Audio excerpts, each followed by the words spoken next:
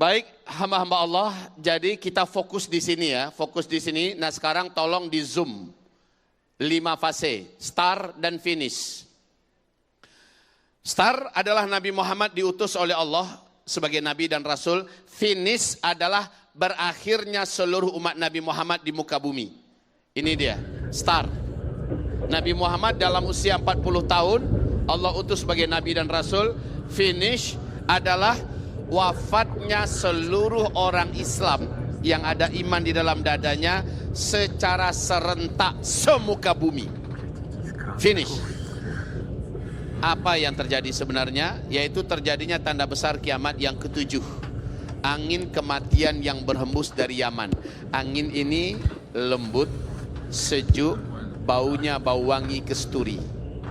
Dengan cepat membungkus bumi. Kata Rasulullah, saat angin lembut ini membungkus bumi, siapapun orang Islam yang ada iman di dadanya, seberapapun kecil iman di dalam dadanya, angin ini pasti sampai kepada orang itu. Pasti sampai kepada orang itu. Ketika kulitnya tersentuh oleh angin, ketika terhirup olehnya angin lembut yang berbau wangi kesturi ini, saat itu di tempat itu juga dia langsung tergeletak meninggal dunia. Serentak seluruh orang Islam yang ada iman kepada Allah meninggal dunia. Maka setelah itu kata Rasulullah, 1 atau 2 generasi barulah terjadi kiamat besar, kehancuran alam semesta. Atau di cerita finish ini tidak ada lagi orang beriman yang tersisa hidup di muka bumi. Sudah habis semua. Ceritanya happy ending, kita husnul khotimah. Amin. Tolong jangan ada yang bertanya, Buya, kalau memang ujungnya semua kita serentak meninggal, lalu siapa yang ngurus jenazah kita? Kagak usah dipikir. Biarin itu mau diapain kayak kita sudah bersenang-senang di taman surga sambil menunggu malaikat Israfil meniup sangkakala kiamat pertama. Baik hadirin, dan Rasulullah bersabda, dari start ke finish kalian semua akan menjalani 5 fase sejarah. Fase pertama, fase kedua, fase ketiga, fase keempat, dan fase kelima. Ya, 5 fase sejarah ini kita telah melalui yang pertama, kedua, dan ketiga. Kita telah melalui yang pertama, kedua, dan ketiga. Yang pertama Nabi Muhammad langsung yang memimpin. Lamanya 23 tahun. Nabi meninggal, masuk fase kedua. Khulafaur Rasyidin, lamanya 30 tahun. Setelah itu berpindah kepada fase kerajaan dan dinasti. Lamanya 1227 tahun. Tanggal 3 bulan Maret tahun 1924. Maret ya, 1924. Ini juga Maret 2024. Udah pas 100 tahun lewat beberapa hari. Ya, ini wahai hamba-hamba Allah, berakhirlah fase ketiga. Fase pertama, kedua, ketiga, Islam memimpin peradaban dunia. Walaupun belum full, masih 2/3. Ya, dan sejak itu sampai hari ini kita berada pada fase tergelap. Fase Islam sedang di bawah. Islam sedang tidak memimpin dunia. Islam jadi pecundang. Kaum muslimin jadi bulan-bulanan. Ya, ujian terberat umat Nabi ada di fase keempat ini. Kita. Kalau ada pernah mendengarkan Nabi berkata, aku rindu dengan saudara-saudaraku. Para sahabat berkata, ya Rasulullah, bukankah kami ini saudaramu? Bukan, kata Nabi. Kalau kalian ini sahabatku. Saudara-saudaraku mereka yang datang nanti di akhir zaman. Mereka tidak pernah melihat aku. Mereka tidak pernah menyaksikan wahyu turun. Mereka tidak pernah berperang bersamaku. Mereka tidak pernah menyaksikan mukjizatku. Tapi mereka sangat kuat berimannya. Mereka sangat fanatik dengan ajaranku. Dan mereka orang-orang yang hidup di zaman itu melawan arus.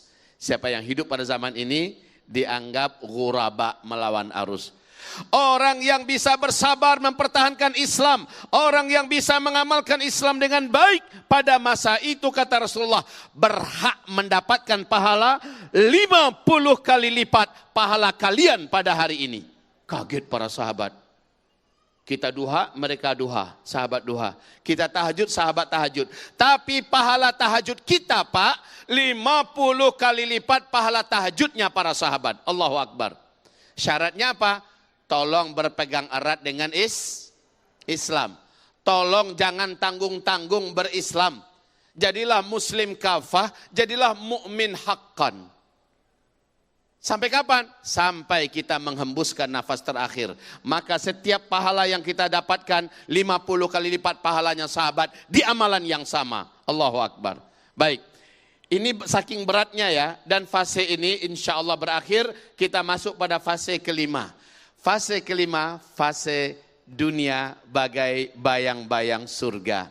Indah, nikmat, tidak ada satupun kejahatan di muka bumi. Jangankan ada negara yang perang, Pak.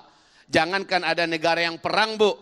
2 orang lelaki kelahi saja takkan ditemukan di fase kelima. Demikian sabda Rasulullah SAW. Saking damainya, 2 orang laki-laki saja tak ada yang kelahi. Pada masa ini tidak ditemukan satupun penjahat sehingga penjara-penjara sepi dan kosong. Pada fase ini, semua rumah sakit sepi dan kosong. Sebab apa? Semua penyakit Allah angkat. Bahkan binatang buas pun Allah jadikan jinak. Kekayaan yang ada dalam perut bumi muntah seluruhnya ke permukaan. Kata Rasulullah tidak ditemukan lagi satupun orang yang miskin. Rindu tidak suasana ini? Rindu tidak suasana ini? Tanpa perang, tanpa kecurangan, tanpa kezaliman, tanpa kejahatan, tanpa ada penjajahan, tanpa ada bencana. Ini semuanya terjadi di fase kelima. Fase Islam kembali memimpin seluruh dunia. Oke, kaum muslimin yang kami muliakan. Tapi ingat, fase ini juga tidak akan lama. Setelah dia muncul, kata Rasulullah 7 sampai 9 tahun saja. Di antara itu kita pun semua mengalami finish. Baik Bapak Ibu yang kami muliakan, sekarang kita di fase keempat. Kita fokus ke fase keempat. Hadirin, ada apa di fase keempat? Dan apa hubungan dengan Palestina? Kami ingin mengatakan bahwa pas fase kelima nanti, di fase kelima nanti kata Rasulullah SAW, pusat pemerintahan Islam seluruh dunia nanti adalah di Palestina, di Baitul Maqdis. Negeri yang teraman nomor 1 di dunia, negeri yang paling kuat, paling sejahtera, paling makmur nanti di akhir zaman adalah Syam. Pusatnya adalah Palestina, pusatnya adalah Baitul Maqdis, pusatnya adalah Masjidil Aqsa. Arab sudah kaya raya sekarang apa belum? Sepakat semuanya? Dulu pernah Arab kaya, tapi nggak sampai ke tingkat berlomba-lomba membangun gedung-gedung tinggi pencakar langit. Itu hanya terjadi di zaman now. Ya. Setelah itu lanjut dalam hadis berikutnya, Rasulullah bersabda, "Hai Muaz, bila daerah ini, maksudnya Arab, sudah turun salju, pertanda jarak antara ubun-ubunmu dengan kiamat sudah sangat-sangat dekat." Salju sudah turun di Arab apa belum? Sejak 2009 salju turun di Arab sampai hari ini di Tabuk dan sampai merambah ke Madinah dan Mekah malah sesekali terus turun setiap tahun. Masya Allah. Kemudian berikutnya, Arab kembali jahiliyah. Sudah apa belum? Putra mahkota Arab Saudi, ini yang paling terakhir jahiliyah adalah Arab Saudi, Pak. Kenapa? Kalau Arab-Arab yang lain udah lama jahiliyah. Yang paling terakhir baru nyusul jahiliyah adalah Arab Saudi. Tahun 2017, Pangeran putra mahkota Muhammad bin Salman melakukan kudeta. Sehingga putra mahkota resmi dicomot dari tempatnya, dia menggantikan posisinya, Pangeran Naif ya. Sejak itu Muhammad bin Salman menghapuskan syariat Islam di Arab Saudi. Lalu pernyataan resminya di depan televisi, saya menolak. Semua hadis-hadis sahih dari Nabi Muhammad saya tolak. Dan baru-baru ini beliau dengan sangat berani dan lantang di depan televisi berkata, saya memastikan seluruh Arab tahun 2025 sudah menjadi Eropa baru. Semua yang ada di Eropa, kalian tak perlu lagi cari ke Eropa. Sudah ada di sini. Kalian mau apa? Mau pelacur, mau perjudian, mau minuman keras, mau apa saja, sudah kita siapkan. Dan betul saja, belakangan ini secara beruntun diresmikan pusat demi pusat maksiat di Arab Saudi, Bapak Ibu. Arab sekarang sudah menjadi jahiliyah. Ini minta maaf ini karena waktu kita tidak memadai, hanya 45 menit saya presentasi, maka terlalu banyak video, gambar-gambar, data-data dan fakta yang bisa kami tayangkan, terpaksa kita hold. Ya, kita tahan dulu.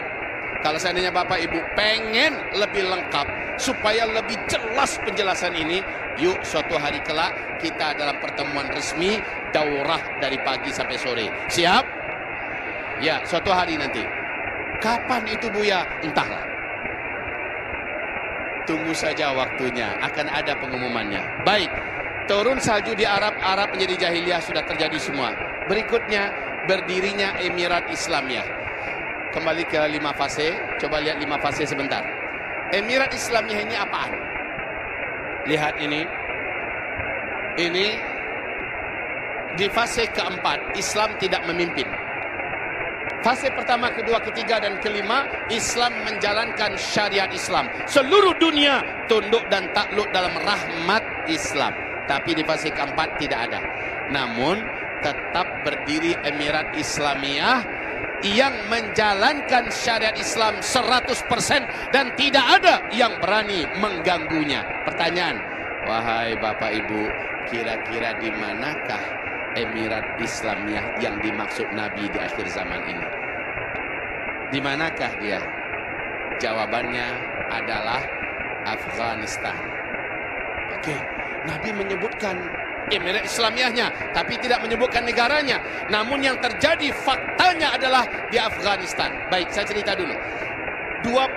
Tanggal 3 Maret 1924 runtuh khilafah Islamiyah. Sejak itu tidak ada lagi yang mampu mendirikan dan membalikkan khilafah. Tidak ada. Sampai hari ini tidak ada. Tapi sudah ada upaya-upaya mendirikan negara-negara Islam. Emirat-Emirat Islamiyah gagal semua. Emirat Islamiyah Kaukasus gagal. Sebentar saja berdiri, dikeroyok rame-rame oleh Amerika, oleh PBB, oleh NATO, lenyap.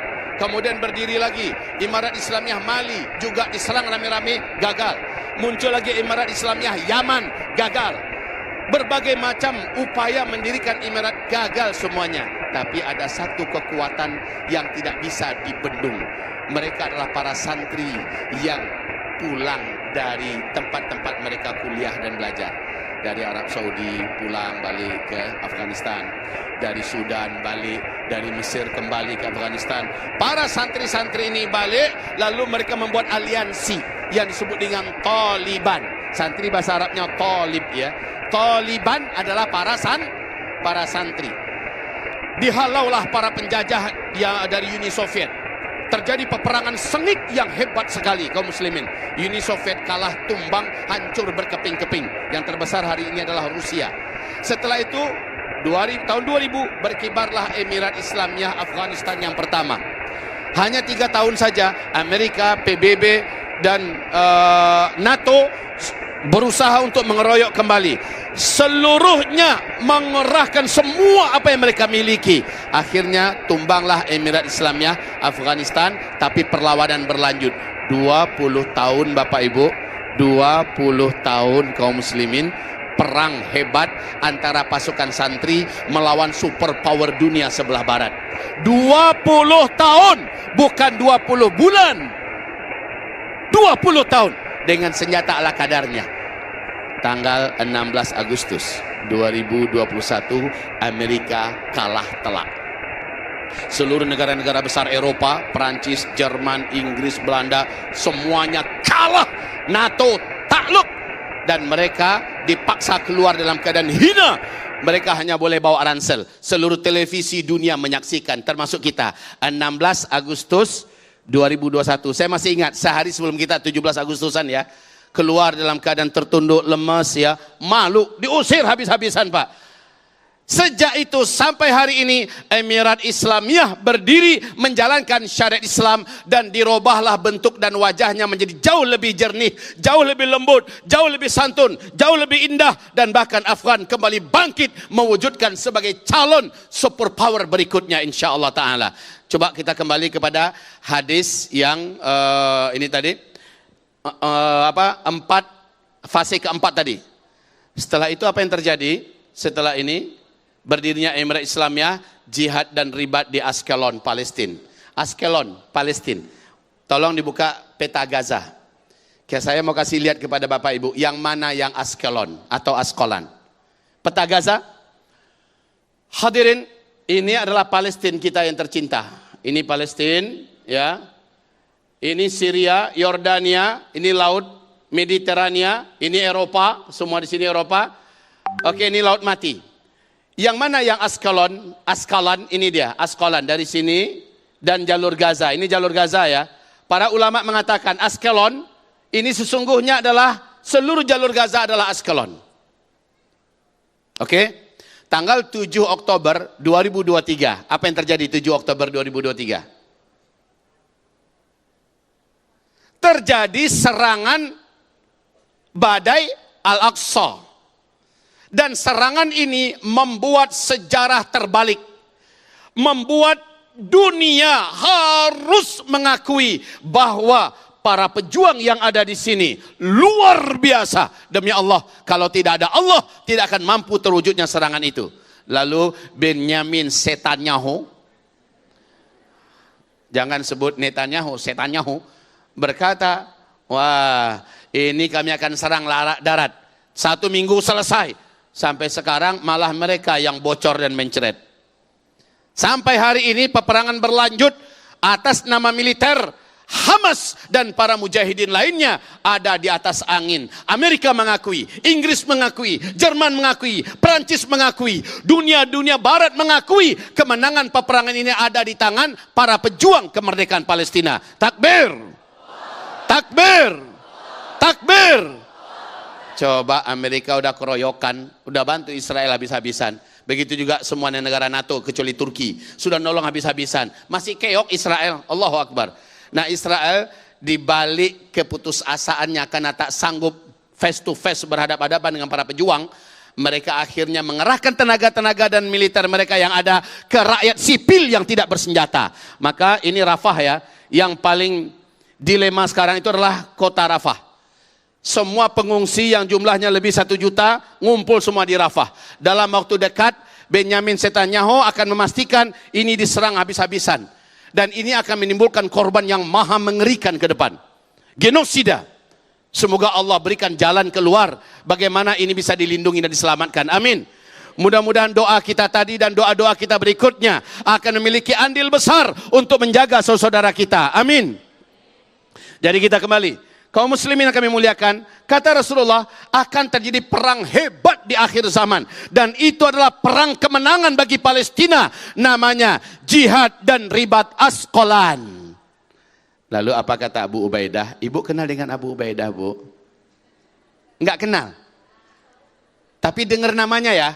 Oke, sama. Saya juga begitu. Kenal namanya dan menjadi idola dunia hari ini, Pak. Bahkan anak-anak non-muslim di luar negeri sana mengidolakan. Para penyanyi dan artis-artis mengidolakan Abu Ubaidah. Siapa nih orang? Figur dan lambang perlawanan untuk penjajahan yang disirnakan. Beliau berkata, ini saat ini adalah perang dan jihad Asqalan. Sebentar lagi insya Allah seperti kata Abu Ubaidah, kita akan sama-sama sholat di Masjidil Aqsa. Amin. Berita yang menakutkan sekarang adalah, sapi-sapi betina merah itu telah sampai di Israel. Perkiraan dari komunitas masyarakat Palestina dan Hamas, para pejuang, kayaknya setelah Idul Fitri akan terjadi pertumpahan darah maha dahsyat. Sebab Israel akan meruntuhkan Masjidil Aqsa. Kenapa? Mereka akan sembelih sapi merah ini di atas Bukit Zaitun. Ya, coba kasih lihat Masjidil Aqsa kita sebentar gambarnya. Masjidil Aqsa, nah ini ya. Yang mana ya Masjidil Aqsa Bapak Ibu? Yang kubah emas atau yang hitam? Jawaban yang benar adalah dua-duanya benar. Ini Masjidil Aqsa, ini Masjidil Aqsa, dan seluruh ini adalah Masjidil Aqsa. Oke. Nah, di depan arah kiblat ke sini ya, arah kiblat ke sini. Ini ada lembah dan ini ada bukit, namanya Bukit Zaitun. Tolong kalau ada figura kita atau apa, Coba tak kasih lihat sebentar ya. Kaum muslimin, di sini ada lembah, di sini ada Bukit Zaitun. Indah sekali Bukit Zaitun itu, indah sekali. Sudah dirampas oleh Israel. Tolong lihat sebentar, mohon dipegang Pak ya. Nah ini adalah pemandangan daripada Masjidil Aqsa kita. Ini adalah kuburan para sahabat. Ini kuburan para sahabat. Ini Bukit Zaitun ini. Ya, ini adalah Bukit Zaitun. Dari sini ada tempat penyembelihan khusus yang sudah dibangun untuk menyembelih sapi merah. Keyakinan mereka, kalau sapi ini sudah disembelih, Dajjal pun akan muncul. Dan sapi itu sudah dinanti-nanti, kelahirannya lebih dari 2000 tahun. Akhir Oktober 2018, sapi ini telah lahir, tidak ada sedikit pun cacatnya, bahkan dengan mata-matanya merah. Sapi ini diyakini dalam agama Yahudi sebagai simbol untuk menyambut kedatangan sang Tuhan yang Maha Agung, Mesias Dajjal, laknatullah alaih. Tapi mereka akan sembelih, syaratnya ini dihancurkan dulu. Masjidil Aqsa ini dihancurkan dulu. Ini harus rata dulu. Ya, ini harus rata semuanya. Kemudian dibangunlah Solomon Temple sebagai istananya Dajjal. Dan Dajjal tidak akan keluar sebelum istananya siap. Sementara kaum muslimin, istananya harus dibangun di atas ini. Karena syaratnya begitu di kitab mereka. Kemudian, barulah setelah istananya berdiri, sapi merah disembelih. Sapi merahnya sudah sampai. Apa kata mereka? Ada video terbaru. Orang-orang Yahudi langsung yang menyampaikan. Ya Allah, tak sempat kita masukkan. Saya baru terima Pak. Jadi pernyataan orang-orang Yahudi langsung ya. Yang mengatakan, kami akan ratakan semua ini dalam waktu dekat. Karena sapi merahnya udah nyampe. Udah sampai di Israel, Palestina yang mereka jajah. Artinya tak lama lagi, demi Allah, akan terjadi keributan yang maha dahsyat. Terima kasih Pak. Akan terjadi keributan yang maha dahsyat di Palestina. Dan ini adalah awal kehancuran Israel. Takbir! Bila mereka berani melakukan itu, mereka akan mendulang akibatnya sendiri. Lihatlah, di sini asbab yang akan mempersatukan seluruh umat Islam sedunia dengan izin Allah Subhanahu wa taala. Baik, kita kembali. Jadi ini akan mereka hancurkan ya dalam waktu yang sangat dekat, mungkin setelah Idul Fitri. Bila itu berani mereka lakukan dan semoga tidak akan pernah terjadi. Insya Allah tidak akan pernah terjadi karena kami yakin rakyat Palestina, para pejuang yang ada di Palestina, baik Hamasnya, baik jihad Islaminya, baik mujahidinnya dan lain-lainnya, semua akan kompak untuk melakukan perlawanan yang terhebat. Dan kami juga yakin umat Islam serentak seluruh dunia termasuk di Indonesia akan bangkit bersama-sama membela Al-Aqsa. Betul? Betul? Baik, kita kembali kepada fase keempat. Fase keempat, tolong dikode nanti kami kalau waktunya sudah ini ya. Oke. Palestina merdeka dan setelah merdeka ditegakkan khilafah di Baitul Maqdis. Yang Baitul Maqdis yang mana? Coba peta Gaza tadi kembali ditayangkan. Ditegakkan khilafah di Baitul Maqdis. Jadi khilafah Islamiyah itu bukan kajian HTI, tapi kajian Quran dan hadis. Oke. Lihat ini, bukan yang peta Gaza. Peta Gazanya tolong ditayangkan kembali, ini dia. Yang Baitul Maqdis itu dari Askelon sampai ke Masjidil Aqsa ya. Terus sampai ke seluruh Gaza. Ini masjid, ini Baitul Maqdis. Namanya Baitul Maqdis itu adalah ini. Oke? Nah, dari sini akan berkumandang berdirinya khilafah Islamiyah. Berarti insya Allah Ta'ala, dan sekarang wahai Bapak Ibu, kabar gembira, berita besar, Palestina, para pejuang telah mendapatkan kemenangan telak atas peperangan selama 5 bulan ini. Allahu Akbar. Secara peperangan ya, adapun secara sipil Israel makin putus asa dan melampiaskan emosi dan kemarahannya kepada yang tidak bersenjata, kepada yang tidak berdaya. Dan bagi kita itu cukup sebagai saksi di mata dunia bahwa Israel layak untuk dihapuskan dari muka bumi. Amin. Kembali kepada fase keempat tadi. Hadirin yang kami cintai.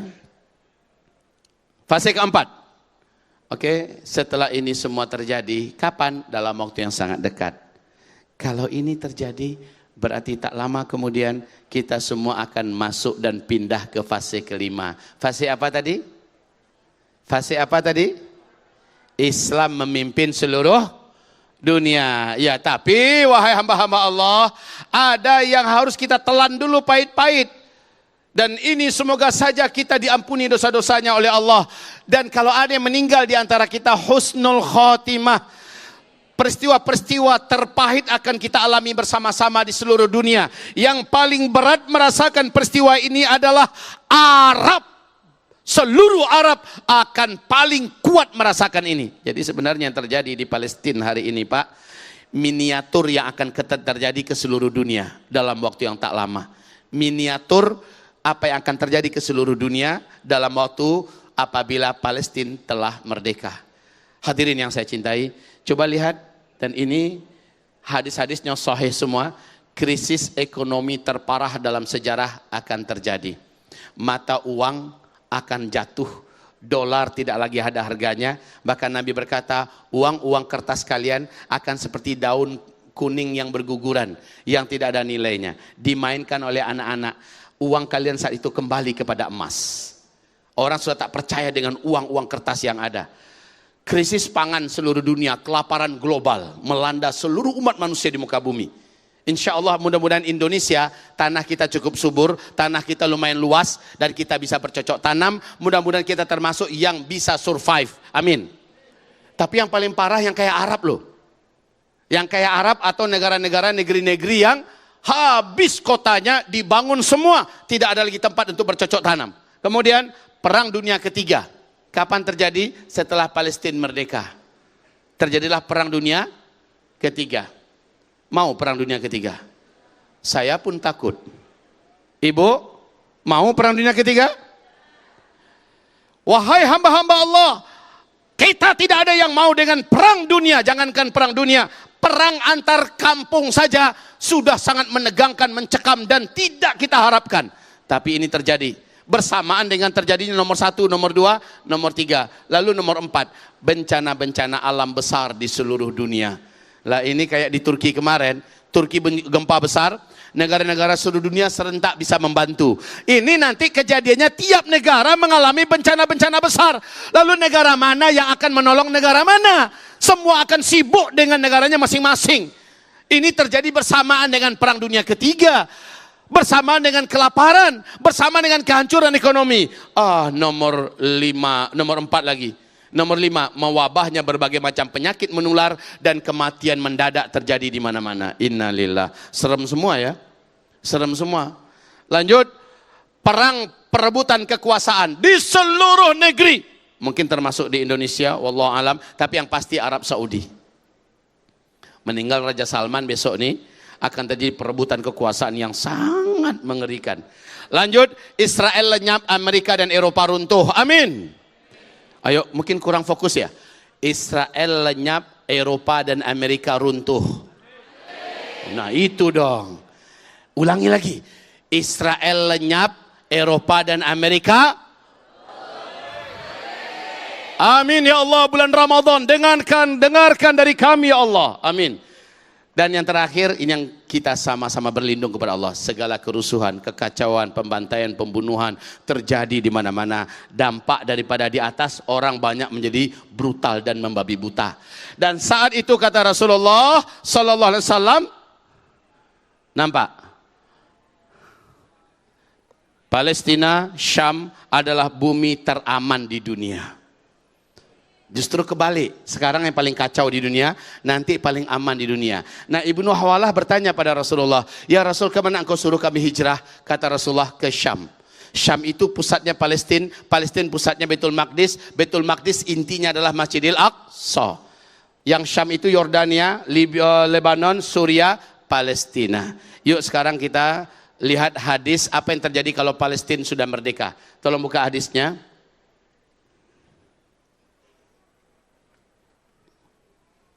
Ini ya, jika Palestina sudah merdeka. Tolong Bapak Ibu, kita dengar tadi setelah Palestina merdeka akan terjadi berbagai macam bencana akan di muka bumi. Ada yang berkata begini, Buya, kalau gitu nggak usah aja deh Palestina merdeka. Jadi kayak gini aja. Enggak, pasti tetap akan merdeka. Dengan kita tolong atau tanpa kita tolong, Palestina tetap akan Allah merdekakan. Masalahnya sekarang kita rugi besar kalau tidak terlibat dalam kemerdekaan Palestina. Ayo kita baca. Rasulullah kemudian meletakkan telapak tangannya di atas kepalaku atau di atas tengkukku. Lantas dia bersabda, wahai Ibnu Hawalah, jika engkau melihat kekhilafahan telah turun di bumi Al-Maqdis atau Baitul Maqdis Palestina, maka itu pertanda telah dekatnya berbagai goncangan, kegundah gulanaan dan peristiwa-peristiwa besar yang tadi kita tuliskan di fase keempat ya. Ini yang dimaksud.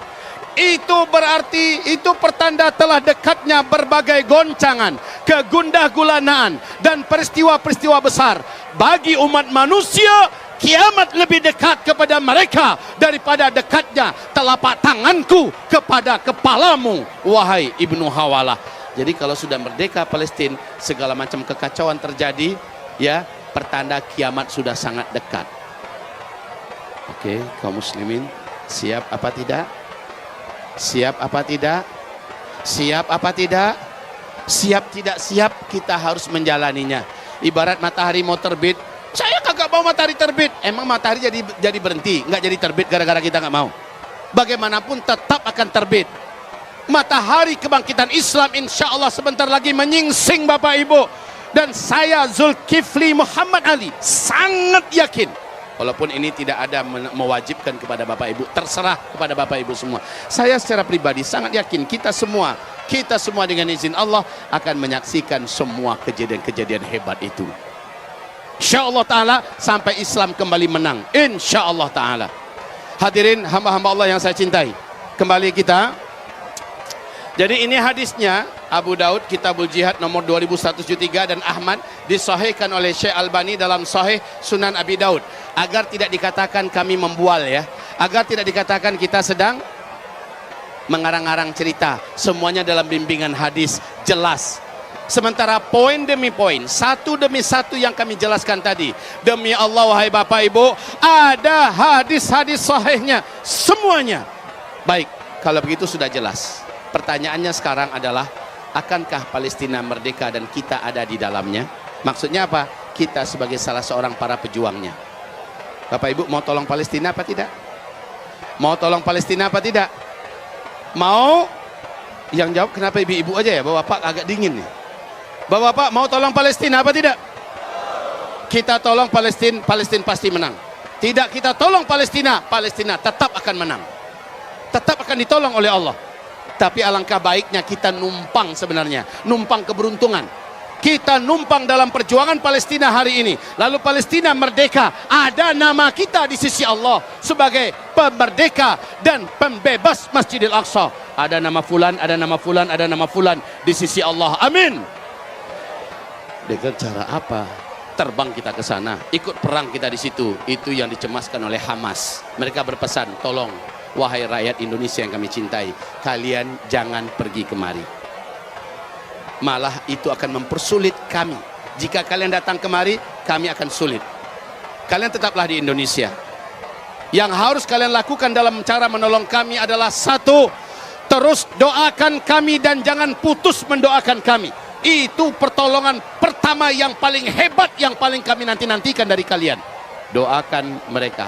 Dua, sampaikan berita-berita yang benar tentang kami, sebarkan seluas-luasnya. Lindas tindas habisi semua berita-berita hoax yang terkait dengan Palestina. Itu yang kedua. Dan yang ketiga, jangan kalian tolong ekonomi Israel. Jangan kalian berikan income kepada Israel. Boikot total semua produk-produk mereka dan negara-negara yang pro dengan mereka. Ini namanya boikot. Alhamdulillah fatwa MUI nomor 83 tahun 2023 sudah resmi mengatakan haram membeli produk-produk Israel. Maka haram, walaupun zatnya halal, tapi membelinya saja haram, apalagi meminumnya. Buya, kami nggak beli tapi dikasih. Orang yang belinya haram, barangnya halal. Jadi kita minum. Terlanjur sudah jatuh ke tangan kita, habisi, tapi jangan pernah lagi ke depan beli. Ya, oke? Terus kaum muslimin, barulah terakhir mereka berpesan, bila kalian ada rezeki, bila kalian ada harta, bila kalian ada uang, maka pesan kami kirimkan. Kami akan menyambung hidup dan kami akan melanjutkan perjuangan dengan harta kalian itu. Semua perjuangan yang kami raih, yang kami capai, semua kemenangan yang kami dapatkan, semua pahala yang Allah berikan kepada kami, kalian berhak mendapatkannya sebanyak kami berhak mendapatkan pahala ini. Allahu Akbar. Jadi kita orang Indonesia, tetaplah di Indonesia, ya. Tidak usah kita ikut-ikutan terbang ke sana. Buya, jadi Buya larang nih kami, enggak ngelarang. Yang ngelarang itu langsung Hamas. Hamasnya keberatan kita ke sana, bakalan nyusahin kami kata mereka. Allahu alam ya. Namun walaupun begitu, seandainya ada umpama, entah terjadi atau tidak ya, negara tiba-tiba memberikan peluang kepada pemuda muslim yang pengen berangkat berjihad ke mana?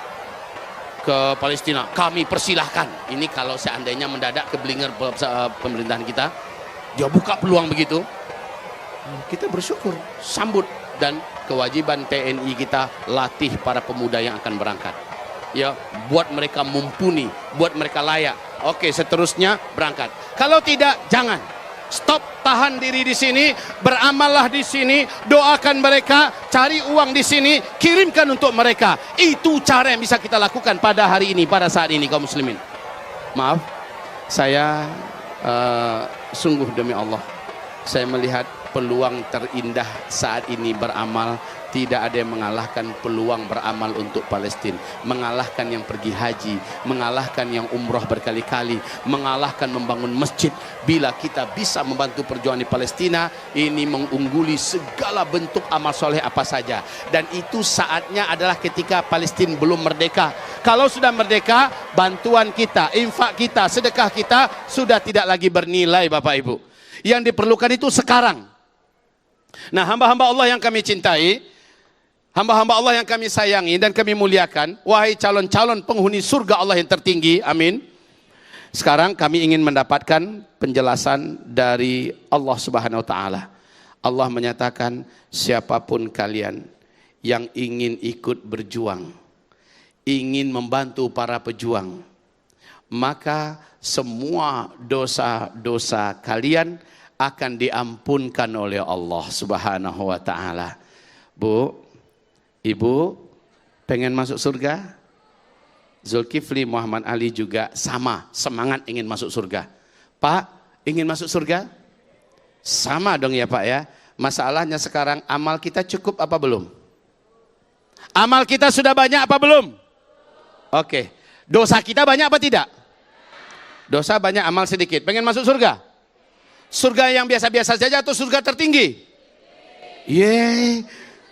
Dosa banyak, amal sedikit, pengennya masuk surga tertinggi. Ada jalannya enggak? Ada. Apa jalannya? Surat At-Taubah ayat 14 ayat 15. Di situ Allah menyatakan, siapapun yang membersamai orang yang sedang berjuang untuk menegakkan agama Allah, Allah ampunkan semua dosa-dosanya. Dan di surah Ali Imran ayat 133, 134, Allah masukkan mereka ke dalam surga. Walaupun ekonominya sempit, tapi dia ikut. Walaupun ekonominya sedang susah, tapi dia ikut. Maka Allah pastikan dia penghuni surga Allah. Jadi ada kisah yang sangat menarik dalam masalah ini. Dan ini menyentuh. Kisah ini terjadi di zaman Nabi hidup. Ya. Nabi melihat ada seorang lelaki tergeletak, tidak ada seorang pun yang mau menyelenggarakan jenazahnya. Ternyata orang ini orang Islam. Orang ini orang Islam. Datang Nabi, kalian ini kenapa belum dimandikan? Kok enggak dikapani, dikuburkan, disolatkan? Apa kata mereka? Ya Rasulullah, minta maaf. Ini orang sejak bersyahadat, sejak masuk Islam ya Rasul. Sampai dia mati, kami tidak melihat dia beramal soleh. Yang dia kerjakan tidak ada solatnya. Tidak ada puasa, tidak mau baca Quran, tidak mau zikir, tidak ada kebaikan-kebaikannya. Yang dia buat dosa. Melawan kepada orang tuanya, menipu para tetangganya, berlaku curang, berlaku zalim, membunuh, dan bahkan berzina. Ya Rasulullah, dosa saja yang dia buat. Kami rasa dia tidak layak untuk diselenggarakan. Mendengarkan itu, Rasulullah SAW bertanya, saudara-saudara, siapakah di antara kalian? Siapakah di antara kalian yang pernah menyaksikan si fulan almarhum ini satu kali saja melakukan amal soleh? Kalau ada tolong angkat tangan, berdiri. Sampaikan apa bentuk amal solehnya, di mana dan kapan. Tiba-tiba dia angkat tangan, saya ya Rasulullah. Silahkan kata Rasul. Ya Rasul, orang ini pernah bersama saya bareng jihad satu kali ya Rasulullah. Kami ribat bareng dari malam sampai terbit matahari. Ribat, tahu ribat bu? Bukan ribet ya. Ribat, tahu ribat? Ribat itu adalah ronda di malam hari. Jaga-jaga di perbatasan. Ini barisan kaum kafirin, ini barisan kaum mujahidin. Nah, ronda di tengah malam namanya ribat. Ya Rasulullah, saya dan dia bareng ribat satu malaman ya Rasul sampai terbit matahari. Setelah itu dia menghilang. Maka mendengarkan itu Rasulullah langsung terkejut dan beliau menyingsingkan lengan bajunya. Dengan sigap beliau dengan tangannya yang agung dan suci ingin langsung menyentuh itu jasad. Melihat itu para sahabat langsung berbondong-bondong menyerbu itu jenazah untuk dimandikan bersama dengan Rasulullah. Dimandikan. Setelah itu dikapani. Setelah dikapani dibawa disolatkan. Rasul jadi imam solatnya. Masya Allah. Ketika diusung ke pemakaman, lubang kuburan telah digali, Rasulullah loncat ke dalam. Rasul yang masuk ke dalam kuburan. Didamping oleh satu sahabat yang lain, Rasulullah yang menyambut itu jenazah. Ya Allah, kira-kira bapak ibu dapat rezeki macam ini gimana ya rasanya? Rasulullah yang memandikan, Rasulullah yang mengapani, Rasulullah yang menyolatkan, dan pada akhirnya Rasulullah yang menyambut jenazahnya. Padahal pendosa besar loh kata para sahabat tadi. Lalu ketika itu Rasulullah SAW saat akan memasukkan ke liang lahatnya, apa kata Rasul? Ini kata-kata yang paling menyentuh. Apa kata Rasulullah? Ashabuka, seluruh sahabat-sahabatmu, yashhaduna, mereka semua bersaksi, annaka, bahwa sesungguhnya engkau min ahlin nar, adalah penduduk neraka karena dosa yang dia buat. Wa ana, sementara saya asyhadu, bersaksi, annaka min ahlil jannah, engkau adalah penduduk surga. Allahu Akbar. Insyaallah, siap komandan. Ya. Waktu tinggal 20 menit lagi. Hadirin yang kami cintai, bagaimana kira-kira kaum muslimin? Pendosa besar dijamin oleh Nabi sebagai ahli sur. Pada kemana dosanya tadi? Pada kemana dosanya? Bu, seumur-umur hidup dia padahal sudah bersyahadat, tapi dosa yang dibuatnya, pada kemana tuh dosa semua? Dihabisin oleh Allah, diputihkan. Kenapa? Karena pernah ikut perang satu kali saja, dan itu pun tidak langsung melawan musuh, hanya sekedar ribat doang. Allahu Akbar.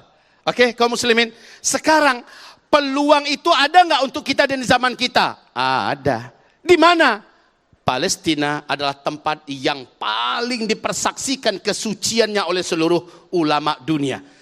Perang yang paling agung hari ini melawan orang kafir yang paling biadab adalah di Palestina.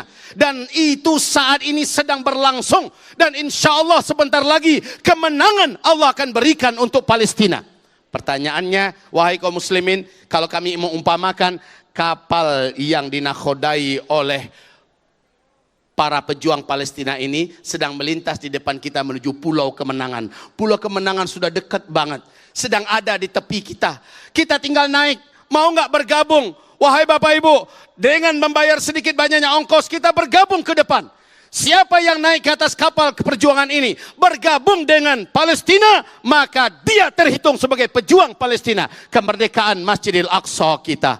Kita tolong mereka, kita sambungkan hidup mereka dengan kantong-kantong kita yang kita infakkan di jalan Allah. Allah pastikan kita termasuk di antara yang tergabung dalam hitungan pejuang. Sesuai dengan sabda Nabi, man jahaza ghazian, siapa yang memodali, siapa yang membekali, siapa yang menolong orang yang sedang berperang di jalan Allah, faqad, maka sungguh ghaza, dia terhitung ikut berperang. Hamba-hamba Allah yang kami muliakan, kita tidak berani dan tidak siap secara fisik berhadapan-hadapan dengan Yahudi yang lengkap senjatanya, hebat teknologinya, dan biadab orang-orangnya. Tapi kita cukup wakilkan dengan para pejuang rakyat Palestina yang tanpa pantang menyerah. cukup kita titipkan kepada mereka sebahagian harta kita. Kita infakkan di jalan Allah Subhanahu wa taala dengan izin Allah. Dengan izin Allah kita terhitung sebagai para pejuang tersebut. Nikmatilah, nikmatilah harta yang kita berikan bukan lagi sedekah, Bu. Ibu, yang selama ini kita berikan untuk Palestina itu sedekah loh, Bu. Sedekah. Semoga Allah terima. Amin.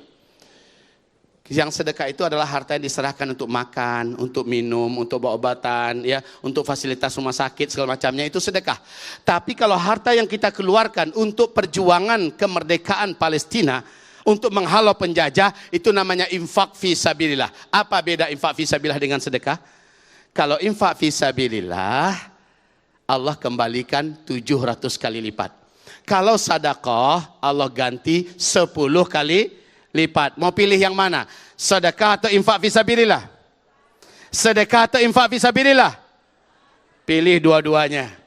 Selagi kita ada rezeki, pilih dua-duanya. Tapi kalau terbatas rezeki kita, utamakan infak fisabilillah.